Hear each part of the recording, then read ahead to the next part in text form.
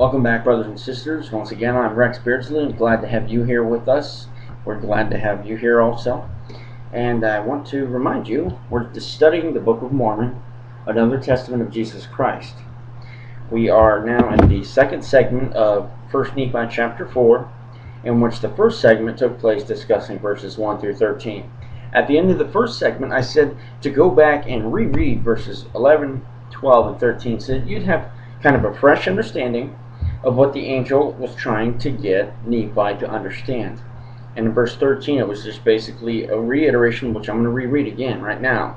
But the reiteration is, "Behold, the Lord slayeth the wicked to bring forth his righteous purposes. It is better that one man should perish than that a nation should dwindle and perish in unbelief."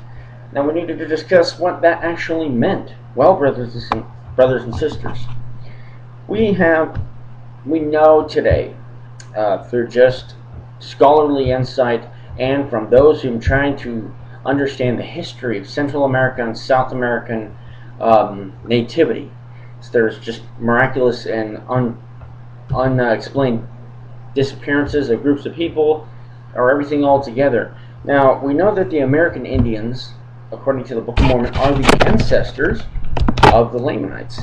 The Nephites were the ones who were in charge of keeping track of the plates of brass, which are the ones that Nephi eventually commandeers from Laban.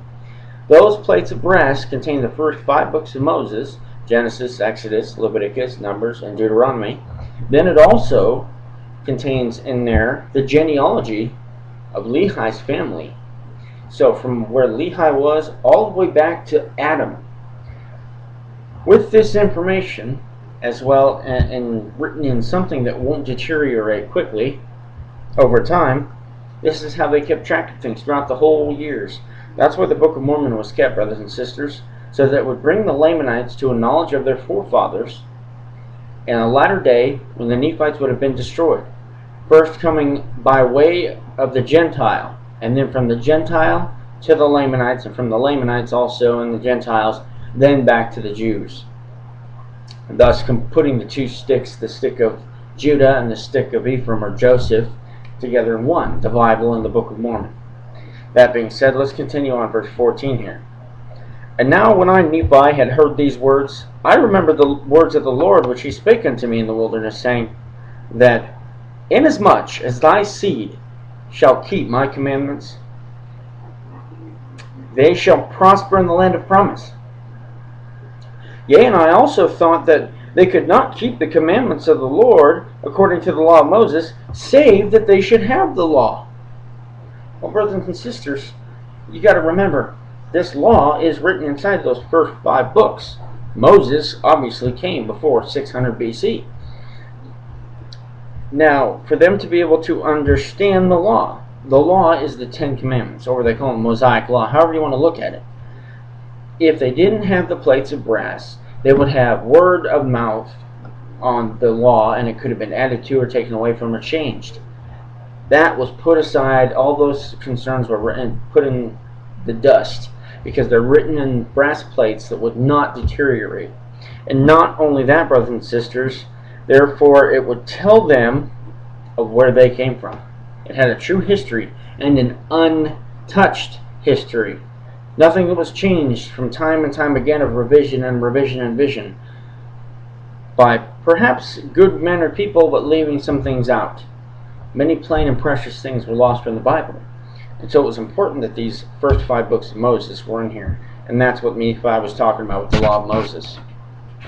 Verse 16, "And I also know that the law was engraven upon the plates of brass. And again, I knew that the Lord had delivered Laban into my hands for this cause, that I might obtain the records according to his commandments. Therefore I did obey the voice of the Spirit, and took Laban by the hair of the head, and I smote off his head with his own sword. And after I had smitten off his head with his own sword, I took the garments of Laban and put them on mine own body. Yea, even every whit, and I did gird on his armor about my loins." So, at this point, Nephi killed Laban. Nobody's around. Puts Laban's armor on, and you can only guess where he's going to try to go and do now. Verse 20. And after I had done this, I went forth unto the treasury of Laban. And as I went forth towards the treasury of Laban, behold, I saw the servant of Laban, who had the keys of the treasury. And I commanded him in the voice of Laban, that he should go with me into the treasury. Verse 21. And he supposed me to be his master Laban, for he beheld the garment and also the sword girded about my loins. Therefore he had no reason to doubt this treasurer. Verse 22. And he spake unto me concerning the elders of the Jews, he knowing that his master Laban had been out by night among them. Verse 23. And I spake unto him as if it had been Laban. 24. And I also spake unto him that I should carry the engravings which were upon the plates of brass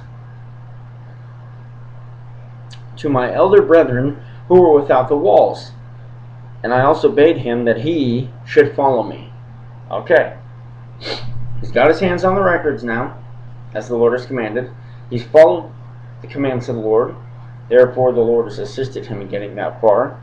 And now he's taking with Laban's servant the place outside the walls of Jerusalem. And we know that is where Laban and Lemuel and Sam were waiting for Nephi. 26. And he said, and he, supposing that I had spake of the brethren of the church, and that I was truly that Laban whom I had slain, wherefore he did follow me. So he had no reason to doubt him, and he certainly didn't doubt them, otherwise he wouldn't have gone out. Verse 27. And he spake unto me many times concerning the elders of the Jews, as I went forth unto my brethren who were without the walls. Now let's gauge Nephi and his interactions here. This is a very interesting next verse. And it came to pass that when Laman saw me, he was exceedingly frightened, and also Lemuel and Sam, and they fled from before my presence, for they had supposed it was Laban, and that he had slain me, and had sought to take away their lives also. So they were flipping out. 29.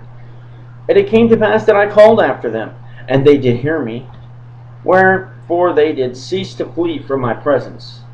Now if he called after Laman and Lemuel and Sam in his normal voice so that they would recognize him, what's going to happen next? Verse 30. And it came to pass that when the servant of Laban beheld my brethren, he began to tremble, and was about to flee from before me and return to the city of Jerusalem. And now I, Nephi, being a man large in stature, and also having received much strength of the Lord, therefore I did seize upon the servant of Laban, and held him, that he should not flee. So I'm thinking Zoram may have been a frail person, either that or Nephi was just one really fit dude. And then, verse 32, Nephi kind of makes a promise with him.